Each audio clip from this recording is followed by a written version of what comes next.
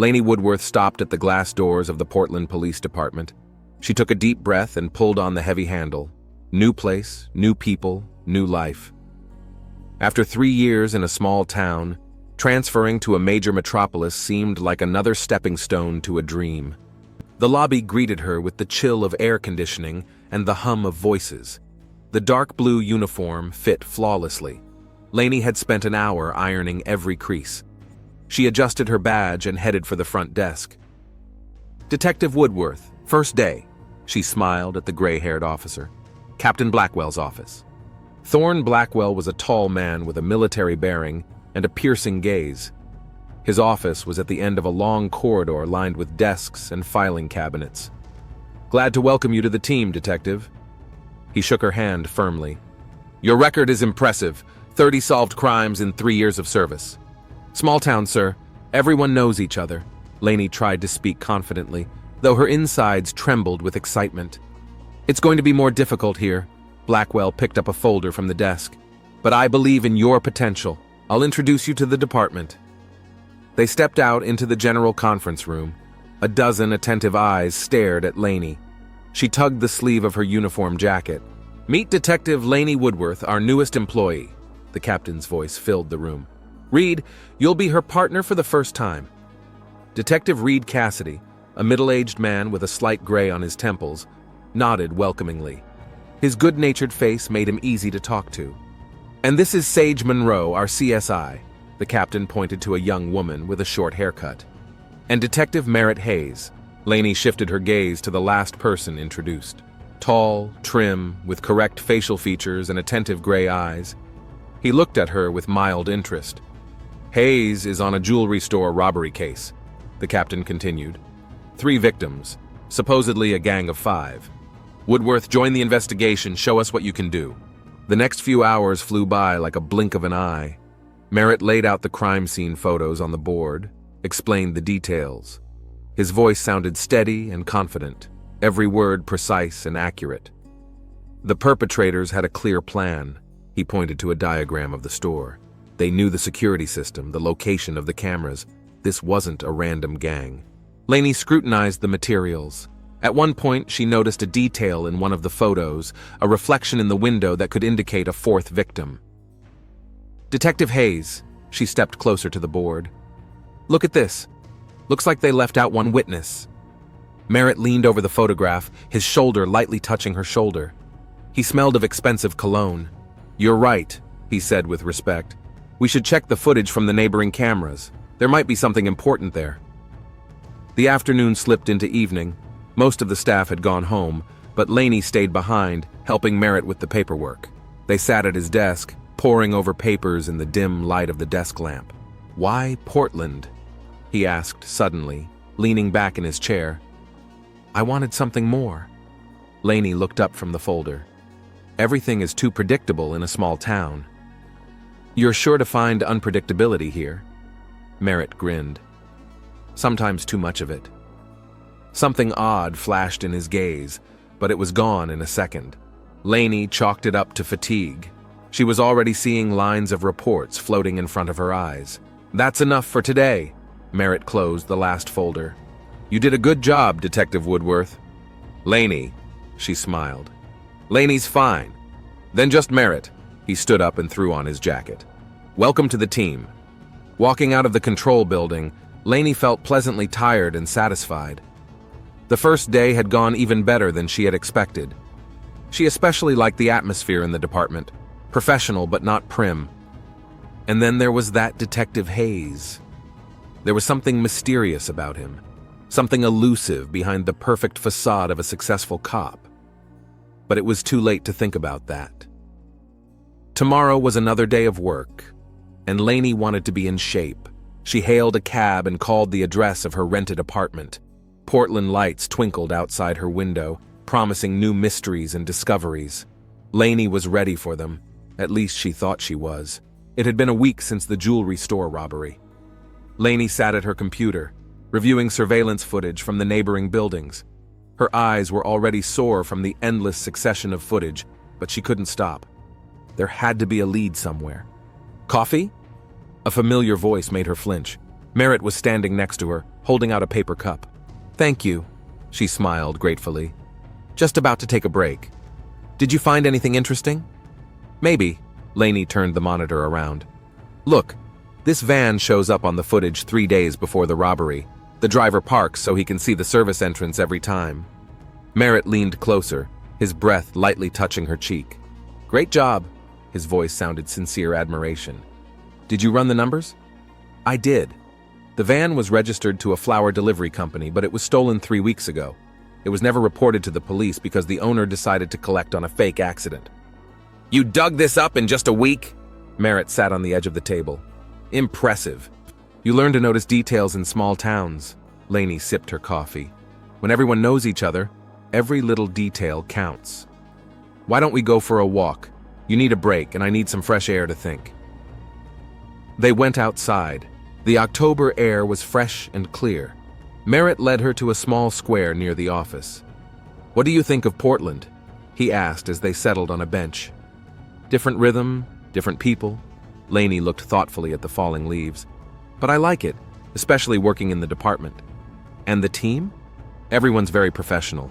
Reed teaches me a lot. Sage is always willing to help." "What about me?" He's got a little twinkle in his eye. "And you?" Lainey paused. "You're an interesting partner." "Just a partner?" Merritt moved closer. Their conversation was interrupted by the phone ringing. It was an emergency call for information on the possible whereabouts of the suspects. The next few hours were hectic. They drove to the address, but found only traces of the gang's recent presence. Lainey methodically searched the premises, while the others canvassed the neighborhood. "Detective Woodworth," Merritt called out to her. "Take a look at this." In the corner of the room, she noticed barely discernible footprints on the dusty floor. "They were repurposing the merchandise." Lainey squatted down. "See the scratches? There was a heavy crate here. And judging by the tracks, it's been gone no more than 24 hours. Merritt pulled out his cell phone. "We should check all the pawn shops in the area." By late afternoon, they had a solid stack of new evidence. Reed, watching them work together, just shook his head. "Nice work," he said when Merritt went to get coffee. "I haven't seen him so enthusiastic in a long time." "Just a coincidence of working methods," Lainey shrugged, feeling her cheeks grow treacherously warm. Sure, Reed grinned. "Just be careful. Merritt is complicated." "In what way?" But Reed had already turned away from his computer, pretending to be completely absorbed in his work. That evening, as she packed her things, Lainey caught herself thinking that she liked working with Merritt. He was attentive to detail, able to listen, and, more importantly, hear, and his smile made her feel warm inside. "Shall we continue tomorrow?" Merritt stopped at her desk. "We will," she smiled. "I'll check the pawn shops. Want a ride? It's getting late." Lainey hesitated for a second. Was this just the courtesy of a co-worker or something more? "Thanks, but I have a car." "See you tomorrow then." He touched her shoulder lightly. "By the way, you're making some amazing points. I haven't met such a sharp mind in a long time." She watched him walk away, tall and trim, crossing the office with a confident gait. Several of the female officers followed him with glances. At home, lying in bed, Lainey tried to concentrate on the case, but her thoughts kept returning to Merritt, to his attentive gray eyes, to his light touch, to the warmth of his smile. A complicated man. Reed's words came to mind. What did he mean by that? As she fell asleep, she thought about seeing him again tomorrow, and the thought brought an involuntary smile to her lips. She was definitely starting to like Portland more and more. And across town, Merritt Hayes sat in his office, looking at the crime scene photo. But it wasn't the evidence he saw, it was the reflection of Lainey's face in the computer monitor, her focused gaze, the slight wrinkle between her eyebrows. He ran his finger along the glass and whispered quietly something only he could hear. Solving the jewelry store robbery case had brought the department some well-deserved glory. Lainey and Merritt received commendations from their superiors, and their work together became an example for other detectives. However, Lainey noticed that their relationship was slowly moving beyond just a professional partnership. It happened on Friday, when they stayed up late reviewing a new case file. "Why don't we continue this discussion over dinner?" Merritt suggested suddenly, closing the file. Lainey looked up, trying to see if she'd heard him correctly. I know a great place 2 blocks from here, he added, seeing her confusion. Quiet restaurant, great food. Is this a date, Detective Hayes? She tried to hide her excitement behind a joking tone. Yes, Detective Woodworth, it's definitely a date. The restaurant was exactly as he'd described, cozy and intimate. Their table was in an alcove by the window, overlooking the evening city. Admit it, how long have you been planning this? Lainey asked when the wine arrived. From the moment you found your reflection in the window, Merritt smiled. But I wasn't sure you'd go for it. Why not? I'm not the easiest person to get along with, Lainey. His gaze turned serious. A lot of people find me difficult to talk to. I've noticed that you prefer to keep to yourself. She took a sip of wine. But that doesn't make you difficult. Just learning to deal with things alone. Merritt ran his finger along the rim of the glass. After my parents divorced, I spent a lot of time alone. I guess it became a habit. And now? Do you like being alone? I used to. He looked into her eyes. But lately, something had changed. Their conversation flowed easily and casually. Merritt talked about his childhood in the Seattle suburbs, about his first years in the service, about difficult cases and unexpected decisions. Lainey listened, fascinated by his openness and sincerity. You know, he said as they left the restaurant, it's been a long time since I felt so at ease with someone. The cool evening air enveloped the streets. They walked slowly down the sidewalk, and Lainey could feel the warmth of his hand barely touching her fingers. Would you like to walk to the waterfront? Merritt suggested. She nodded, and they headed toward the river. The city breathed fall, the leaves swirling in the light of the street lamps, and the smell of rain in the air.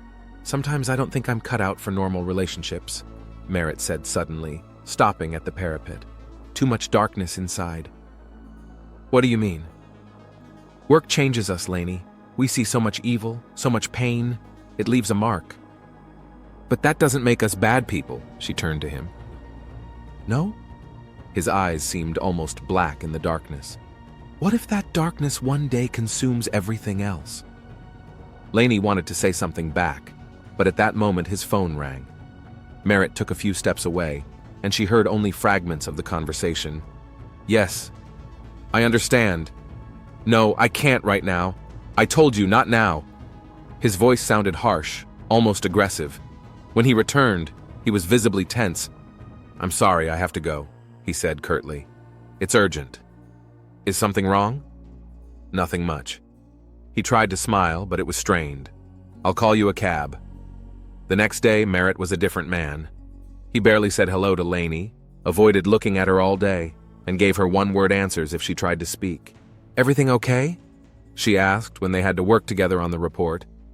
Yeah, just a lot of work. His voice sounded cold and detached. Reed, who was watching the scene, shook his head and said quietly to Lainey, I warned you about his difficult character. By the end of the day, Lainey felt completely confused. Last night seemed like a distant dream now. The warm, open Merritt had disappeared, giving way to a cold and withdrawn man. As she packed her things, she noticed him talking on the phone in the far corner of the office. His posture was tense, his movements abrupt. When he finished talking, he tossed the phone on the desk and sat motionless for several minutes, covering his face with his hands. Lainey wanted to approach him, but something stopped her. Perhaps intuition, perhaps fear of seeing in his eyes the very darkness he'd spoken of yesterday. As she left the office, she didn't know that Merritt was watching her from the window of his office, or that his fingers were gripping the armrests of his chair. Nor did she know that in his desk lay an old photograph of a woman who looked remarkably like herself, and that on the back of the photograph was written in a trembling hand the date, 15 years ago. After that strange day, it was as if Merritt had returned to his old self, but something had subtly changed. Lainey couldn't quite put her finger on what it was. Maybe his smile was a little tauter, or there was a new expression in his eyes. They were investigating a series of burglaries from private homes. A routine case, the kind of thing dozens of which passed through the department every month. The only clue was a witness, a neighbor of one of the affected families. I'll interview him, Merritt volunteered as the suspect was brought into the station. Laney watched the interrogation through the one-way glass. At first, it was business as usual, Merritt asking questions calmly and methodically. But then something changed. "Where were you the night of the theft?" His voice became harsher. "I already told you, I slept at home." The man rubbed the sleeve of his shirt nervously. "You're lying!" Merritt suddenly slapped his palm on the table. "You think I can't see when I'm being lied to?" The suspect flinched. Laney tensed. She'd never seen Merritt this aggressive before. "Yeah, I really don't understand." "Shut up!" Merritt stood up abruptly, looming over the table. "You're just like the rest of them. You think you can fool me?" "Detective Hayes!" Laney swung open the door of the interview room. "Can I talk to you for a minute?" Merritt froze as if awakening from a trance. He straightened slowly, ran his hand over his face. "Yeah, sure." His voice sounded normal again. "We'll continue this later." Laney looked at him carefully in the corridor. "What was that?" "Just an interrogation tactic." He shrugged, avoiding her gaze. "Sometimes you have to push. It was more like a personal vendetta." "You're exaggerating." Merritt pulled out his phone. "I'm sorry, I have to take this call." He walked away quickly, leaving Laney puzzled. An hour later, she learned that he'd left the station without alerting anyone or finishing the interrogation. "Where did Hayes go?" Reed asked toward evening. "I don't know." Laney tried calling him for the third time. The phone was unavailable. Again.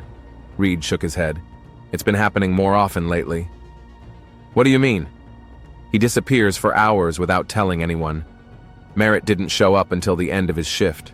He looked tired, had a stain on his shirt collar that hadn't been there in the morning." "Where have you been?" Laney asked, approaching his desk. "Some information on a case came up. I had to check it out." He started gathering papers. "Nothing interesting." "Is that why you haven't been answering your phone?" Phone was dead. He didn't even look at her. "Don't make a big deal out of it." At that moment, Sage came up to them with the forensic results. Merritt left immediately, citing an emergency. "Laney." Sage waited until he was far enough away. "Can I talk to you?" They went out into the lab. Sage paged through some papers for a while, as if searching for words. "I know that you and Merritt have gotten close," she said at last. "Be careful." "Why does everyone keep saying that?" Laney asked tiredly. "Because we've known him a long time. He's a good detective, but..." Sage hesitated. "There's something dark about him. Something he doesn't show to others. We're not all perfect." "It's not that. It's just, take a closer look." Late that evening at the station, Laney overheard voices from the archives. Or rather, one voice, Merritt on the phone. She didn't want to eavesdrop, but something in his tone made her stop. "No, you don't understand," he said quietly and tensely. "She's different. She's not like the others." Pause. "Shut up!" His voice became harsher. "I'll decide what to do." Another pause. And then Laney realized with horror that she could no longer hear the phone conversation. Merritt was talking to himself, changing his intonation. "She'll ruin everything." "No, she won't. She'll understand. No one will understand. We need to act." Laney backed away slowly, trying to move silently. Her heart was pounding somewhere in her throat. Once out of the building, she sat in her car for a long time, trying to calm herself down. Something was wrong. Something was seriously wrong with the man she had begun to trust, with the man she had perhaps begun to have feelings for. And in the dark archives, Merritt still stood there, clutching the switched-off phone in his hand, his whisper echoing off the walls. She has to understand. Must. After that night in the archives, Laney hadn't been able to find herself. Professional intuition, honed by years of work, screamed danger.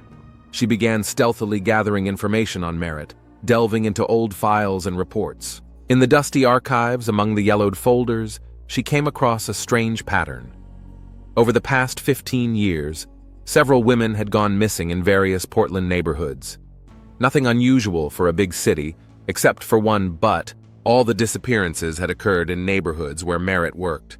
Laney spread the materials out on the table in the empty conference room. 5 cases, 5 women, 5 unsolved disappearances. They were all similar in appearance: blonde hair, average height, early 30s. All worked in law enforcement or a related field. What are you doing here so late? Reed's voice made her wince. Studying old cases, she tried to say calmly. Looking for patterns. Reed stepped closer, glanced at the spread of photos. His face changed. Why are you digging this up? He asked quietly. Something doesn't add up. Laney pointed to the dates. Look, every 3 years, always in October, and Merritt was always around. Stop it! Reed looked back at the door. Just stop this investigation. Why? Because some doors are better left unlocked. The next morning, Laney asked for a meeting with Captain Blackwell. Thorne listened to her without interrupting, only the jaundices running up and down his cheekbones. I knew someone would start asking questions someday, he said when she was done. But I didn't think it would be so soon. What do you know about Merritt's past? Thorne was silent for a long time, staring out the window. There was a tragedy 15 years ago, he said at last. His fiancée, also a policeman, disappeared the night before the wedding. The case was never solved. And every 3 years since then? That's just coincidence. Thorne cut her off. Merritt is one of my best detectives. But these women... Detective Woodworth. His voice became harsh. I strongly advise you to get on with your current cases and forget about this investigation. Leaving the captain's office, Laney ran into Merritt. He looked unusually enthusiastic. I was just looking for you, he smiled.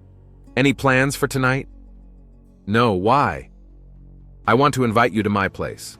I'll cook dinner and we'll talk about the new case. Laney hesitated. All her instincts screamed danger, but refusal might raise suspicion. Sure, she forced herself to smile. What time? 7. I'll text you the address. All day she couldn't concentrate on her work.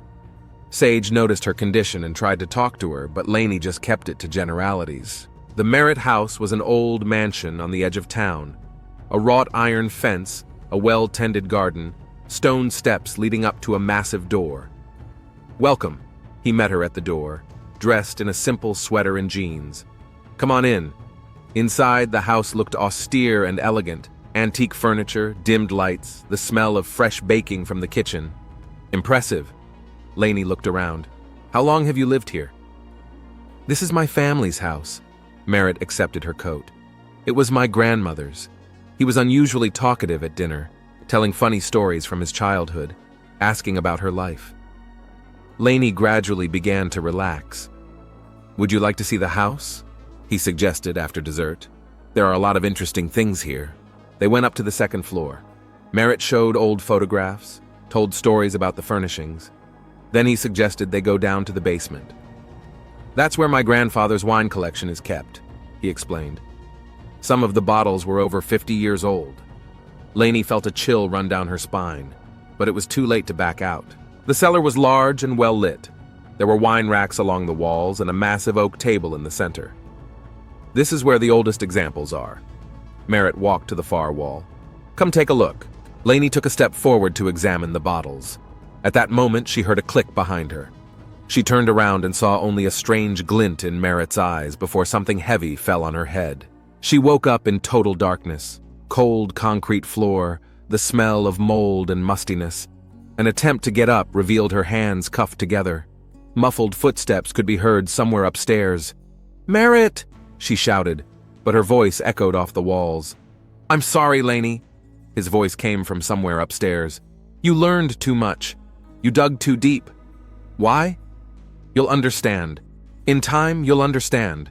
The sound of footsteps retreating, the clang of a heavy door, and silence, broken only by the sound of water dripping somewhere and the frantic pounding of her own heart. In the pitch darkness of the basement, Laney suddenly remembered all those cases, all the disappearances. Now she knew what had happened to those women, and realized she was next. The next morning, Reed was the first to notice Laney's absence.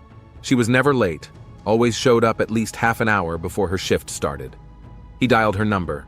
The phone was disconnected. Sage, he called out to the CSI. Have you seen Woodworth? No. Sage looked away from the microscope. Why? She's not there. Her cell phone's not answering. Maybe she overslept, Sage suggested, but she sounded worried. Laney? Reed shook his head. Never. By noon, the whole department was worried. Merritt was absent too, but that was usual. He was often out in the field. Reed reported the situation to Captain Blackwell. "How long has it been since the last contact?" Thorne looked at the detective carefully. "Yesterday, around 7 o'clock in the evening, she was about to leave. No one else had seen her." Blackwell drummed his fingers on the table. "Go to her house, take Sage, and find Hayes. He should be involved in the search for his colleague." Laney's apartment was silent. The front door was locked, the mailbox full of flyers. Inside, everything looked untouched: a perfectly made bed, a clean kitchen, closed windows. "She didn't sleep here," Sage said as she looked around. "Look, the cat's bowl is empty, and Laney always feeds the cat morning and night." The red cat was rubbing against the detective's legs, meowing demandingly. "Something's wrong." Reed pulled out his cell phone. She would never leave an animal without food. Merritt showed up at the station later that evening, looking worried. "Just heard. Any news?" "Where have you been?" Reed asked sharply. "Working a robbery case. Why?" My cell phone wasn't answering. "Dead," Merritt shrugged. "So what about Laney?" "They started interviewing witnesses. Neighbors saw her leave last night in her car, dressed smart, looked excited." "Did she tell anyone where she was going?" Reed asked. "No one did. A check of the security cameras showed her car leaving the parking lot at 18:30. From there, she'd vanished into the evening traffic." Sage methodically examined Laney's desk. "There's something wrong here. Look," she pointed to the empty folders. She'd been studying something, but all the materials were gone. "What materials?" Reed was worried. "I don't know, but yesterday I saw a stack of old files here. By late afternoon, an official search had been launched. Thorne called an emergency meeting. 'We have a missing police officer. This is a priority case. Suspend all ongoing investigations. Cassidy, you're in charge of the search. Monroe, forensics. Hayes, I want in," Merritt said quickly. "She's my partner." "No," Thorne cut him off. "You got some open cases. Take care of them." After the meeting, the captain stopped Reed. "What was she looking for in the archives?" "Old disappearance cases." Reed paused. "She found something, sir. Something that alarmed her." Thorne sank heavily into his chair. "I should have known. I should have stopped her sooner." "What do you mean?"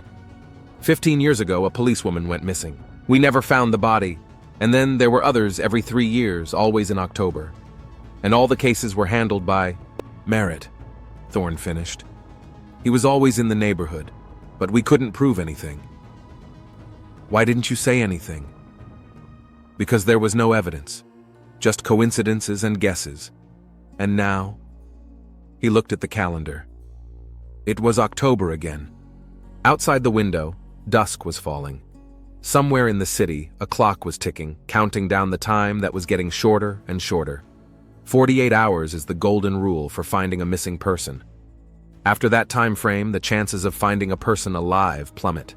In the empty office, Sage leaned over Laney's computer, trying to retrieve her recent searches. Reed was methodically calling hospitals and morgues, and in his office, Thorne Blackwell was staring at an old photograph. 5 young police officers, among them a smiling Merritt Hayes, and a woman who looked remarkably like Laney. Time flowed through his fingers like sand in an hourglass. And somewhere in the darkness, water dripped quietly, measuring the seconds until the inevitable. Merritt's apartment was sterilely clean. Too clean, Sage thought, pulling on latex gloves. Not a speck of dust, not a randomly dropped item. Everything perfectly arranged in its place. "Looks like a crime scene that's been meticulously cleaned," she muttered as she opened the closet. Reed methodically searched the cabinet.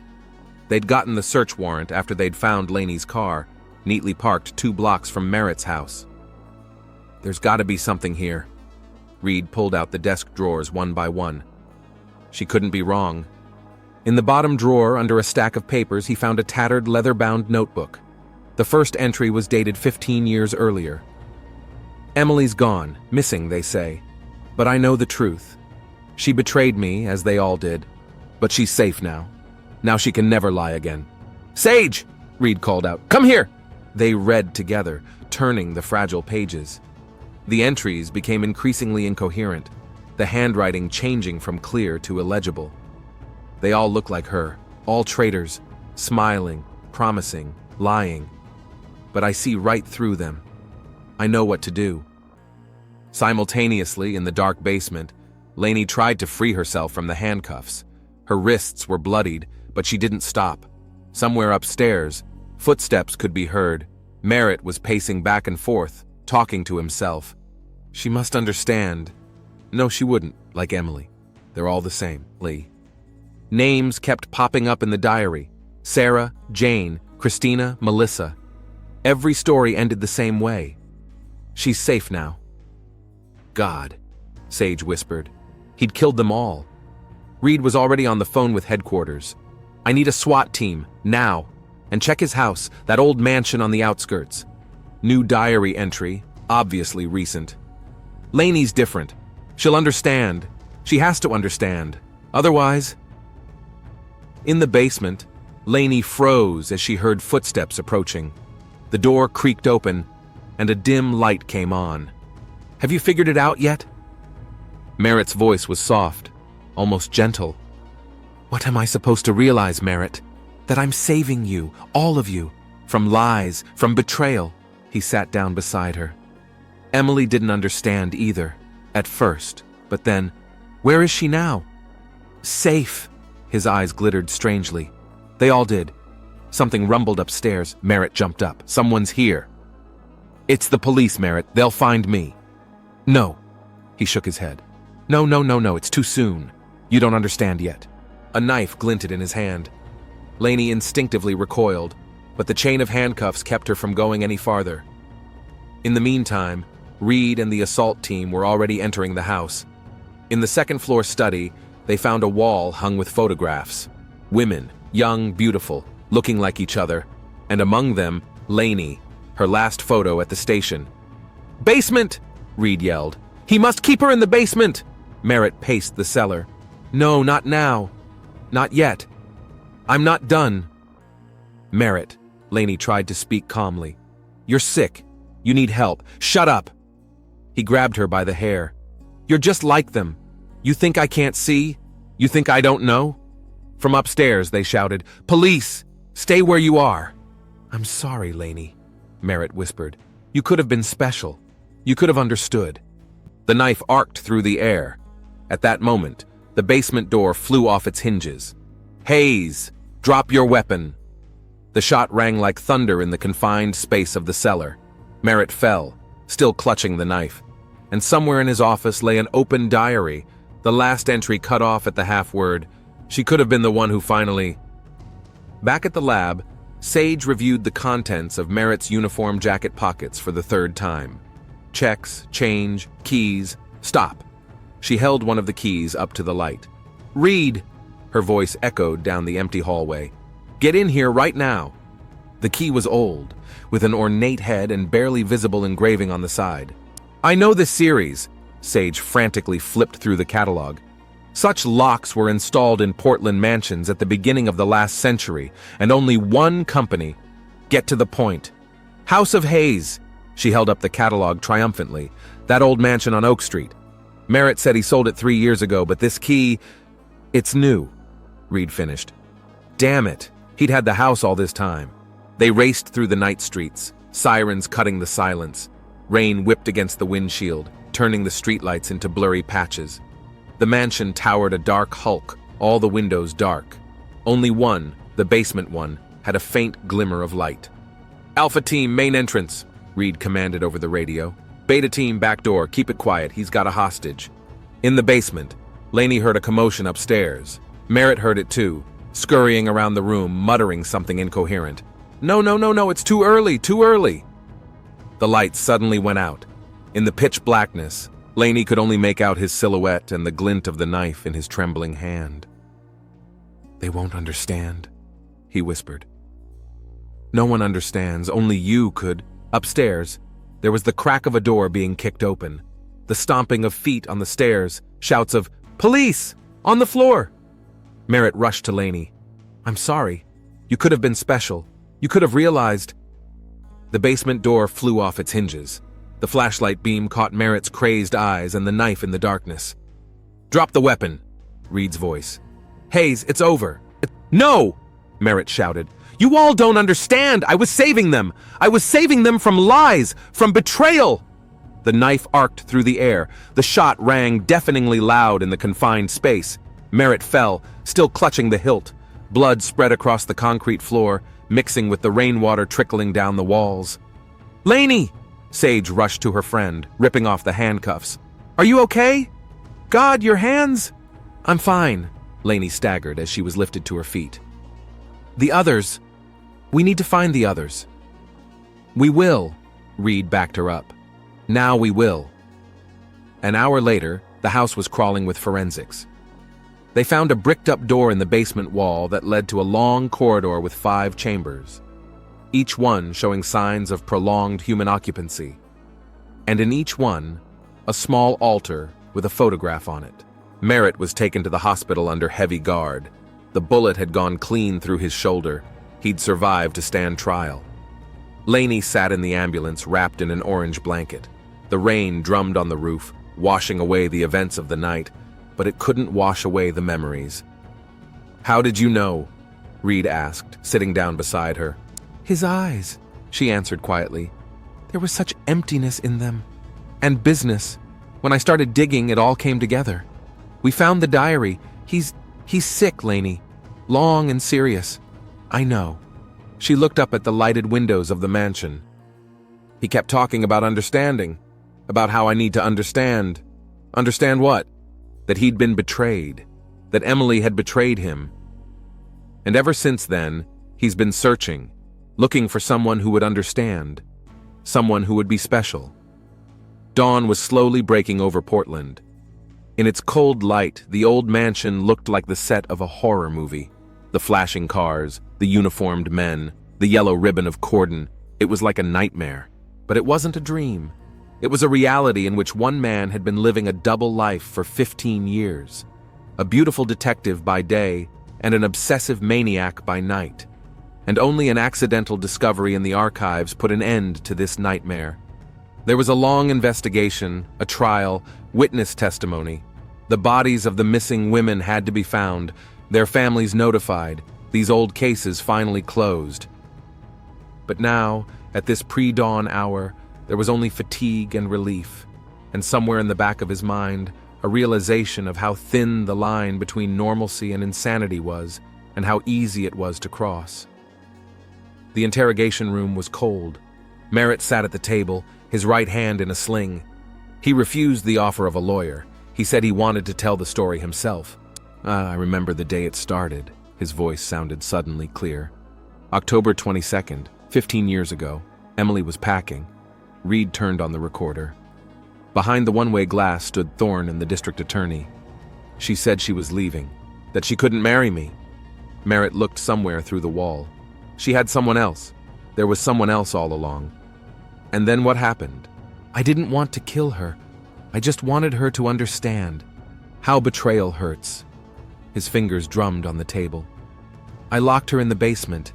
I thought we'd talk when she calmed down. But she screamed, kept screaming and screaming that she hated me. He stopped talking. The only thing you could hear in the silence was the hum of the daylight bulb. And then it got quiet. Merritt closed his eyes. And I realized I'd saved her from the lies, from the betrayal, from the filth of the world. She was safe at last.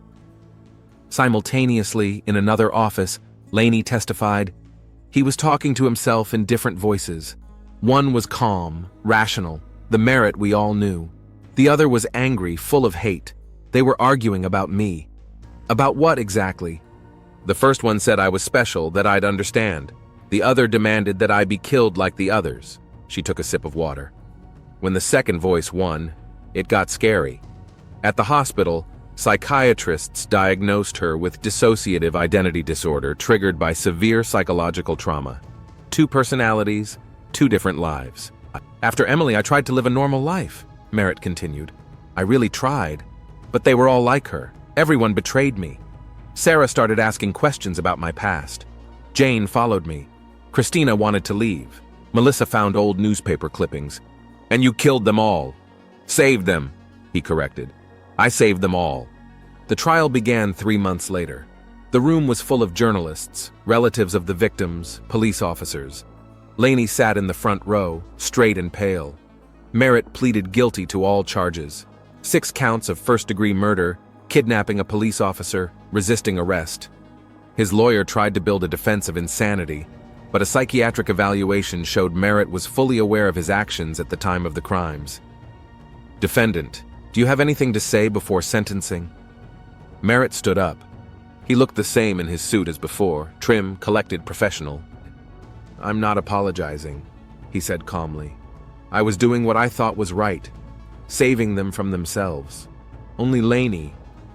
He turned to her. Laney could understand, but she didn't. The sentence was life in prison without parole. It's been 6 months. Laney returned to the precinct after a long rehabilitation. Her desk was still there, only now she was working with a different partner. How are you doing? Sage asked, sitting down next to her. I'm fine. Laney sorted through her papers. Really good. Have the nightmares stopped? Almost. He still comes in his dreams sometimes. Talk about understanding. She grinned wryly. It's funny, isn't it? He wanted someone to understand his pain, his loneliness, and ended up creating that pain for others. The spring sun was shining through the window. Somewhere in the hallway, co-workers were laughing, phones were ringing, papers were rustling. An ordinary workday at the Portland police station. On Laney's desk was a picture of her with Reed and Sage in front of the station. A new life, a new beginning. The old scar on her wrist sometimes whimpered in time to the rain, reminding her of those 48 hours in the basement. And in the maximum security prison, Merritt Hayes was writing a new diary, and in it were the same words. She could have understood. She could have been special. But that was a different story. A story about how thin the line between normalcy and insanity was, and how important it was to recognize the first cracks in someone else's soul. Laney slammed another case file shut. Life went on, and there was no more room for the ghosts of the past.